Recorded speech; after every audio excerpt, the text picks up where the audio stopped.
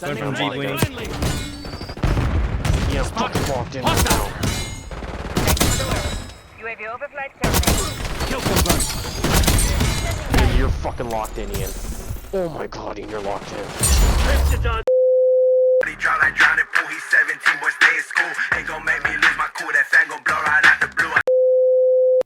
Hey, what's going on, guys? Welcome back. Today we're going to be covering Black Ops 6 Season 3. Information about what's coming out in April has been posted to the Call of Duty blog, and today we're going to talk about it. First, we'll go through the content to come. I'll add my thoughts on it, as well as some additional changes I'd like to see in the game going forward. First off, the multiplayer content. There is a decent amount of content coming to Ranked Play, Zombies, and Warzone, but I will be focusing on multiplayer as that is the game mode that I play. So by all means, if you want to see some other content based on the Ranked Play, Warzone, Zombies, a lot of great creators out there covering that, so go ahead, go forth, check those out. But for multiplayer, let's talk about it. Coming up first is the maps. Season 3 boasts 5 maps and a map variant. We will start with the small map category with Nomad. Releasing at launch, Nomad is a brand new strike map that will be available in 2v2 and 6v6 game modes. The description tells us that we will be fighting in the ruins of a fortified settlement, commandeered for the ensuing battle. Parked missile carrier facing out over the valley where a convoy lies in ruins on the narrow road leading up to the map. Navigate the crumbled archways and walls as you engage enemies in the open, the only accessible building being the tower standing over the middle. Small map, again, interesting layout, looks like one major power position. As with all these maps, we'll have to see how they play once they come out, so I'll reserve my judgment until then, but this is just a sneak peek.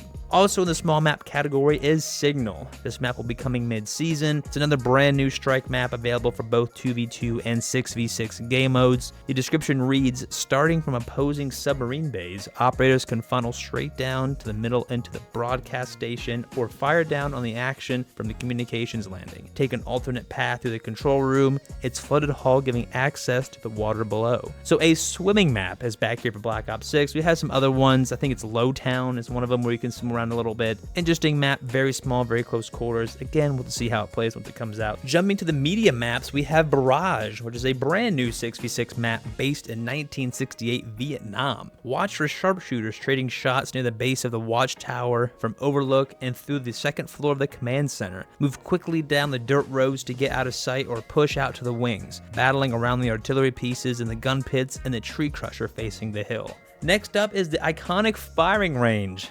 This Black Ops 1 classic map makes its return with a modern facelift. If you've played Call of Duty in the last 15 years, odds are you've played some version of this map before, whether it be a totally new facelifted or the exact same just with a different tone. It's the same thing. The description claims it's a faithful remaster this time around, so I doubt we'll see any gameplay altering changes made to the map, but as with any old school map added to a modern COD title, I'll be curious to see if this old map holds up against the modern Omni movement and the sliding, dolphin diving, the lacking fall damage. We shall see. The final additional map is Haven, which is another brand new 6v6 map. Enter a KGB safe house in 1991. This once opulent compound now sits in a dilapidated state of disrepair, overgrown and cracking apart at the seams. At first glance, this looks a bit like a leftover Cold War map to me, so again, I'm curious if it will hold up in the modern Black Ops series. I know Cold War is Black Ops, but again, Omni movement, faster paced action. This map looks a little different with maybe some verticality, a bit more windows and doorways, so again, reserving judgment, but I'm a little bit more skeptical on this one because it just doesn't seem to fit the same vibe. Lastly, Nuketown is set to receive yet another version or facelift in the quote Blazetown makeover. This is likely in celebration for 420 coming later in April. For as much as I play Nuketown, I don't mind a new version of this map. It is arguably a lazy way to include quote content for the new season. We played Nuketown Holiday, Nuketown Rep Springa, like it's all the same map. It is Nuketown. Again, I don't hate it. I play so much Nuketown, having a different version to look at for a couple weeks isn't the worst idea, but it's lazy, let's be honest. Next up is the game modes. Demolition and Sharpshooter are set to make their return to Call of Duty this April. As a Demolition fan, I'm excited to see how this old school game mode will fare in the modern COD. I doubt we'll see the old school like Modern Warfare 2, 2009, or Black Ops 1 level spawn traps, because go back and check out those videos if you're ever bored. Those are the first like 200, 300 kill games. Just literally you could set up the map in a way where you could stand in an area and empty an LMG into a zone and the people would spawn there just over and over and over again. It was crazy. I like Demolition, so I'll be interested to play that, as well as Sharpshooter. Sharpshooter is a party game mode where your loadout changes every 30 or 45 seconds. I forget exactly how long. Basically, you run around with a certain gun, timer expires, you get a new gun. Just a different way to play. Party game mode, a little more relaxed, a little bit more casual. I hope to see Sticks and Stones make a return soon. I do love that game mode from Black Ops 1. Note on this real quick, I hope to see the ability of parties to play the party game modes in the future. Currently, or at least the last time I checked, I went to go play gun game with my friends. There were 3 of us in the party. You get an error when trying to join saying, well, you can't join in a party. And it makes sense in a way because the old version of these games were for COD points and like wager matches, so you wouldn't want people in the game where you could manipulate the score and win. However, there's no COD points to gamble anymore. I don't see why a party can't join the party game. Seems a bit of a contradiction to me. If they were to make this change, they could adjust it so that these games don't count towards wins, progression, camos, anything of that sort. It could just be straight play time and have those kind of be off the record per se and let people play them, because I think that having more party game modes available to more people, especially groups of friends, will encourage them to play more, especially if you're playing Nuketown or other core game modes and having a real rough time for a couple games. You want to change it up, go play some party games. Being able to hop into a gun game or a sharpshooter or something with your friends really helps cool down and keep the party together. So I think that change would be positive and would increase player retention and also help boost my mood when I'm having a rough night. We will also be getting 2 new perks with Season 3 here in Black Ops 6. Close Shave is a red perk in the perk 1 slot that, when equipped, will automatically use your melee weapon when meleeing another player. Instead of hitting them with the butt of your sniper rifle, you will knife them. Basically, a perk that brings you back to the old school COD where a panic knife was a one-hit kill. Vendetta is a blue perk in slot 2 that marks your killer's last known location for a short period after your death. I don't use these perks, but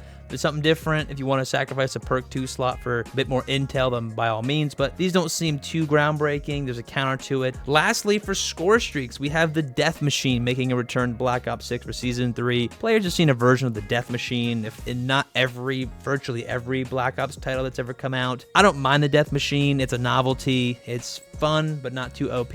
Although, I would like to see some different streaks come back. There are so many great Treyarch Black Ops streaks, whether you have Dogs, the Swarm, the Raps, the Lodestar, the Mothership. There's some really, really good score streaks. Again, they're higher end, and they are punishing if the player accomplishes the goal and gets them. But I think that they're a net positive overall because they encourage players to play longer, to get better, to earn these streaks. At least for me as a kid, if I was playing Black Ops 2 and I was getting hit with a Swarm, I'd be like, I'm going to do that next game. I'm going to be the guy with the Swarm. So I played longer, I got better. In my opinion, net overall, it makes the game more fun, more rewarding to play because you have a higher streak, a more impactful streak to go for. And I think that'd be a good addition, something beyond just the War Machine, the hand cannon, the Death Machine. Very easily countered streaks that get maybe 5, 6, 7 kills at best. I don't know, something different, a bit higher level, something new maybe. I don't know, get creative here. And that is it for the content coming to multiplayer. There are some guns coming to Warzone. Based on my understanding of the blog post, these seem to be exclusive to Warzone, so I'm not going to talk about them. But if they do end up making it to multiplayer, I will surely do a video on that, reviewing the guns. So going forward, there are a few additions I'd like to see, mostly quality of life or overall enjoyment of the gameplay.